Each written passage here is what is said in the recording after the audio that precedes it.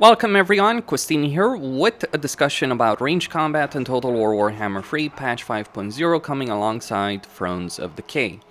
Range combat has been fairly broken in Total War Warhammer for a fairly long time now. My intent with this video is to showcase the things that they've changed for the sake of Thrones of Decay. From my experience so far with the patch, and it might be difficult to demonstrate, but from my experience so far with the patch, things do work better. I have a pretty solid army: Quarrelers, Thunderers, Iron Drakes, Grudge Throwers over here fighting against Azak. So there's a couple of things I want to test. Ranged units against units on walls, Iron Drakes versus units on walls, Iron Drakes and Thunderers against units behind walls, or rather for the rubble. Like, gunpowder units still won't be able to do a proper job. And if only Azak stopped moving his damn units around. So, first off, Engineer.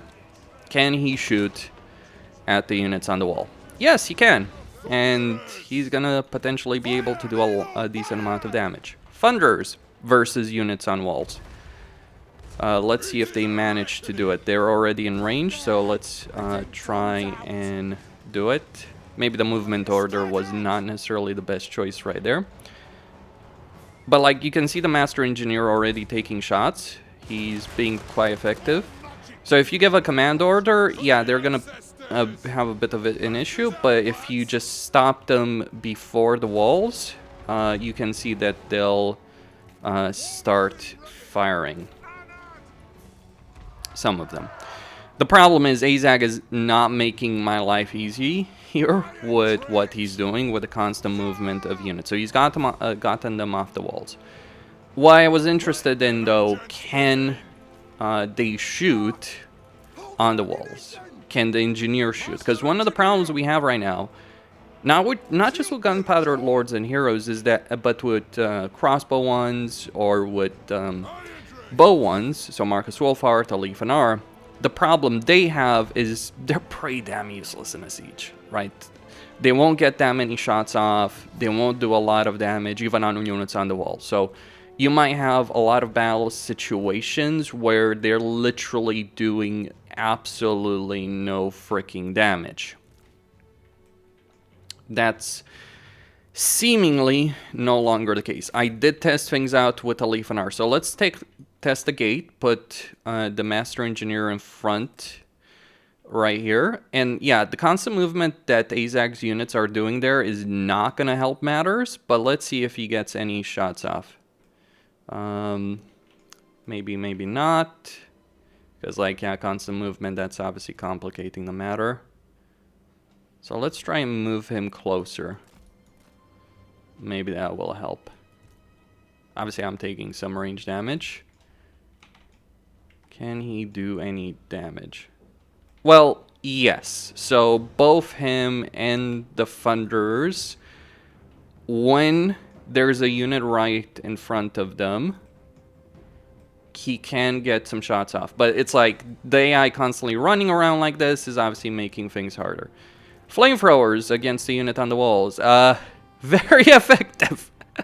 Very effective. And anyone who's used flamethrower units in the current live version of the game knows how painful it is to get them to fire in general.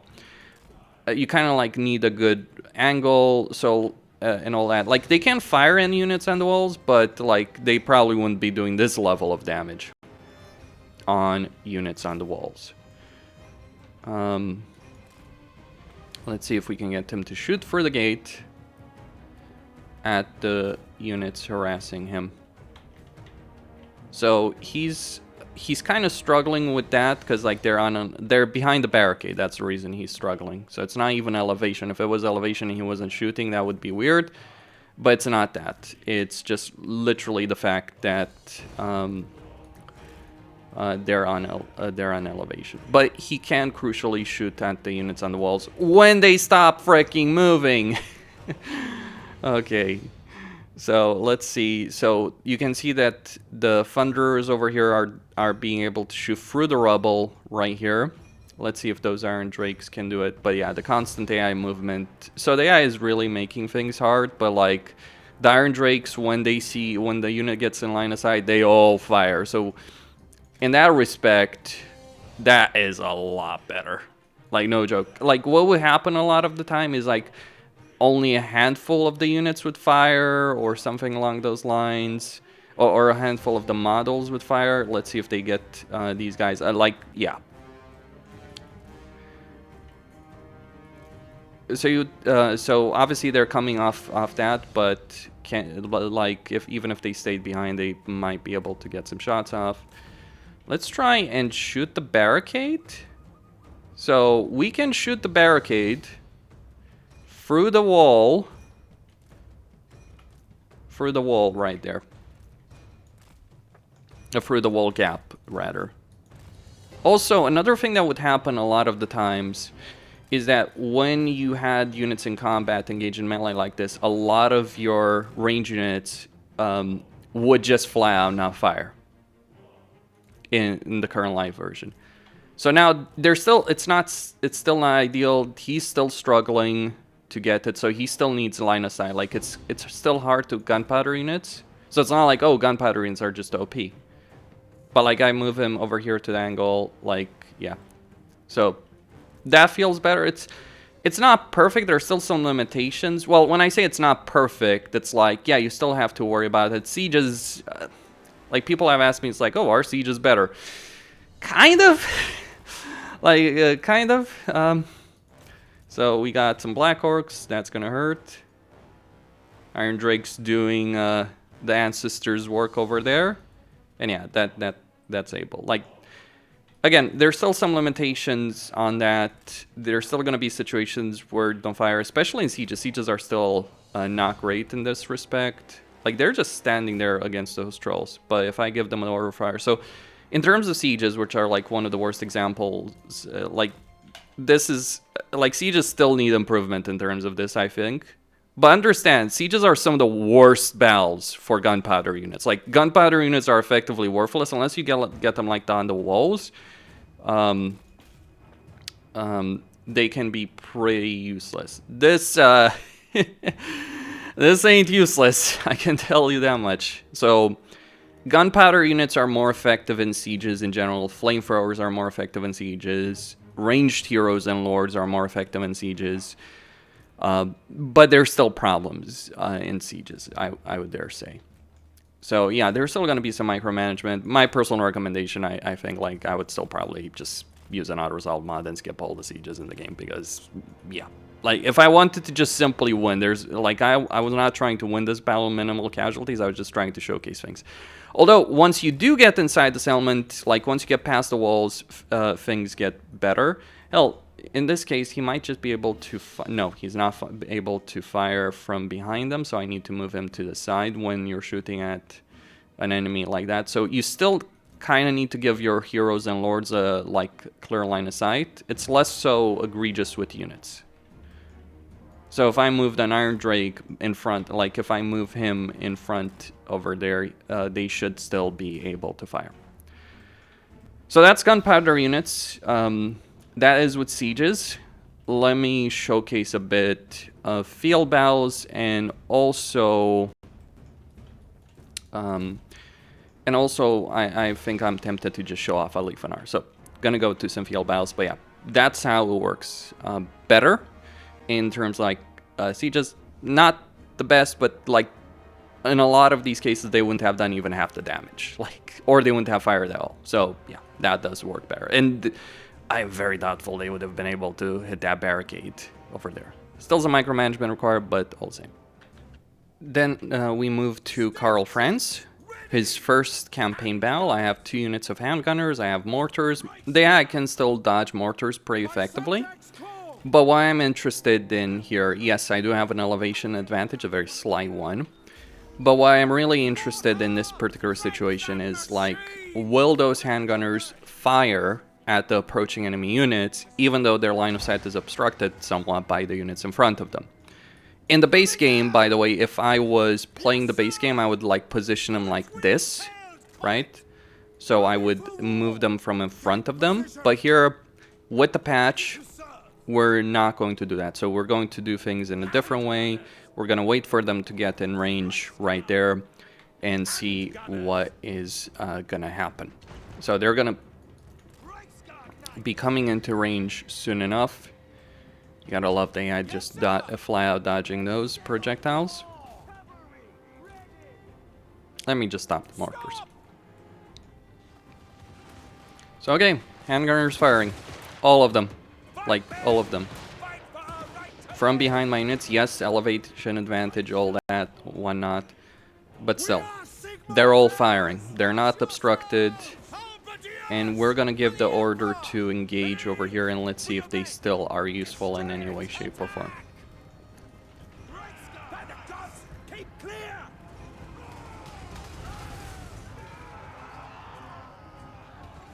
We serve the Emperor. Well, they're still firing a bit, but their effectiveness has certainly been reduced now that they're firing at units engaged in melee.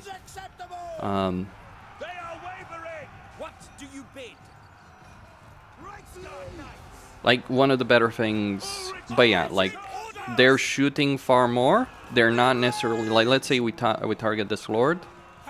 Will they shoot? No, they will not shoot over there. So, gunpowder units still won't fire. Like, obviously they shouldn't fire, like, in your own troops. Like, they're obviously obstructed here. But they will fire for most part far more effectively. You can genuinely position them behind your line now, and then yeah, just move them around when just move them around once the lines have engaged. Also, yeah, they're getting a lot more shots off right there, and they're just really able to dominate these guys very easily right there in that situation. Send Carl. Should turn off guard mode. Okay, so that battle's won. They used some portion of their ammo. So yeah, gunpowder units still have some limitations. It's not like they don't have any limitations, but like in general, they're like, you don't need to, like, before the lines engage, you don't necessarily need to like position your units like this to have them shoot at the enemy. They will shoot at the enemy. It depends on the terrain. Like, if it's very flat terrain or if it's like obstructed, yeah, you might still want to do something like this, but this is no longer quite as required. And the point is, there's still some micromanagement required, absolutely, but it's not like, oh, your units are not going to do anything, your units aren't going to just sit there and do nothing unless you give the order. So that's useful. Especially when you have, like, consider the situation. Let's say you're dealing with someone like Vlad. He's in the middle of your units. He's chopping them to bits. You might get your gunpowder units and your crossbow units, your archer units to fire more effectively. And another problem is the idea that if heroes are dueling, like, so if there is a hero duel, so like, yeah, they did, like, obviously the Reichsguard did the most damage. My melee units did barely any damage. But outside of the Reichsguard, these guys did the most damage over here. Okay. Finally, Alith Anar. If there is a ranged lord in the game, it is Alith Anar. And while he's always been powerful, his campaign mechanics are exceptionally good. His usefulness in combat, that was something else. Now, it's worth pointing out that the Alith Anar has the ability of shooting while moving. Though you do kind of need to be facing the enemy to be able to get shots off with him. Just worth pointing that out. But the problem was that in the baseline game, a lot of the time, he would not shoot, or he would do very, very little damage. Maybe it's not ideal what I'm doing here, but you can see that he's getting quite a few shots off. He's doing a decent amount of damage to the enemy.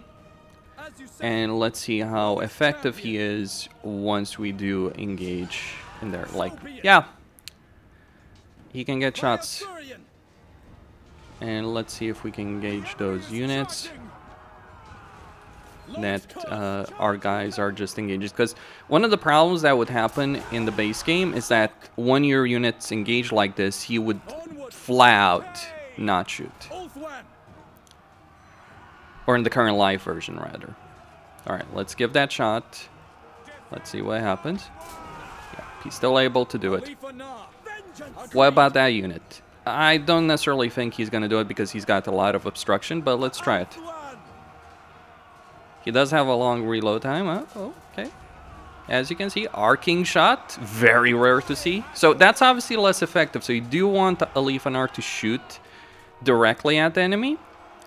But if he's in this kind of situation and you want him to shoot like that, he will do it. Something, honestly, like, I don't think I ever saw him do that in the base game. Now, obviously, I'm taking a lot more damage than I should here. Like, this is not an ideal battle strategy. But what I want you guys to consider watching this is not necessarily what I've demonstrated. Consider this. When you're in a real battle, you're not going to focus on necessarily like just your range units, right? You're going to focus on magic, your melee units, your cavalry, like especially your cavalry focus. So just the fact that you can leave Alith Anar here, like, you know, I could just leave him to just snipe these guys, right? For instance. And he will do a good amount of damage in that respect. Like, just the fact that I can do that, and I don't have to micromanage him as much, same with gunpowder units, all that, does mean that, one, your range is going to be more effective. Pretty crucial as well, the enemy range is also going to be effective. The enemy gunpowder is going to be more effective. So, that, I think, is going to really change, if you will. Like, I should probably have someone to clone, right? That is really going to change the battle dynamic that currently exists in campaigns, right? So yeah, these guys are finished. Lost my spearmen, but they're very easy to recover. And also, I have fought a lot of Alith Anar campaigns. One of the things I want to point out, do you know how effective you can judge him by? How much ammo he has. As for sieges, he does work. He'll do a lot of those arcing shots, which do less damage, but he can shoot units on the walls and behind the walls.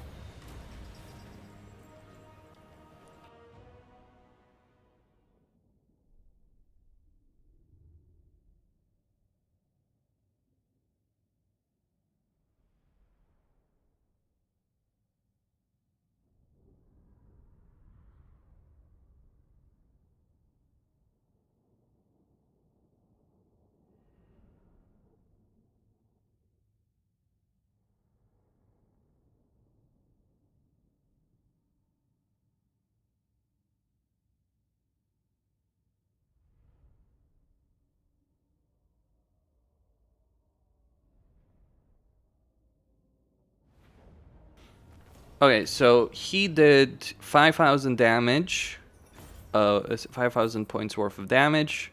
The Shao Walkers did more, but keep in mind I was obviously not using him in the most ideal way, so you can now play an Alith Anar campaign where he's the most damn dangerous thing of the army. As he should be. Like, maybe I was just playing him wrong before or something like that, but I've played quite a few campaigns as this guy, and I gotta tell you, him being the highest damage dealer in a battle is like, that didn't happen. Flat out, just did not happen. But now he can be the highest damage dealer, so that means his range skill line is actually worth a damn right now. Whereas before it's like, yeah, there's obviously some stuff you would want, you would still probably want to get it, but now it's genuinely going to increase his combat ability. You still gotta worry about like him, you won't be effective if you're trying to shoot with him behind enemy, but that's why he can shoot while moving.